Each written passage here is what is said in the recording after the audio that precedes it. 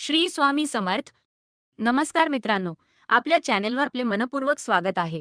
आज आपण जाणून घेणार आहोत अक्कलकोट निवासी दत्तावतार, लाखो भक्तांचे श्रद्धास्थान असलेल्या स्वामी समर्थ यांची प्रेरणादायी कथा. स्वामी समर्थांचा अवतार. स्वामी समर्थांच्या जन्माबद्दल निश्चित माहिती उपलब्ध नाही. अनेक भक्तांच्या श्रद्धेनुसार ते भगवान दत्तात्रेयांचे अवतार मानले जातात. असे मानले जाते की त्यांनी भारतभर भ्रमण केले आणि अखेरीस महाराष्ट्रातील अक्कलकोट येथे वास्तव्य केले. ते सुमारे 1856 मध्ये अक्कलकोट येथे आले आणि तेथे जवळपास 22 वर्षे राहिले.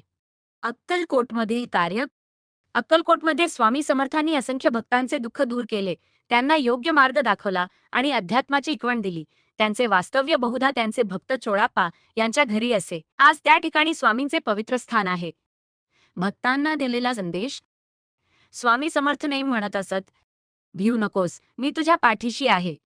हा संदेश आजही लाखो भक्तांना संकटात धैर्य देतो. स्वामींच्या नामस्मरणाने मनाला शांती, आत्मविश्वास आणि सकारात्मक ऊर्जा मिळते, असे भक्त मानतात. एक चमत्कारिक प्रसंग. एकदा एका भक्ताच्या आयुष्यात मोठे संकट आले होते. सर्व मार्ग बंद झाले होते. त्या भक्ताने पूर्ण श्रद्धेने स्वामींचे नामस्मरण केले. काही दिवसांतच त्याची समस्या दूर झाली. अशा अनेक अनुभवांमुळे स्वामी समर्थांविषयीची भक्तांची श्रद्धा अधिक दृढ झाली. स्वामींचा महाप्रस्थान.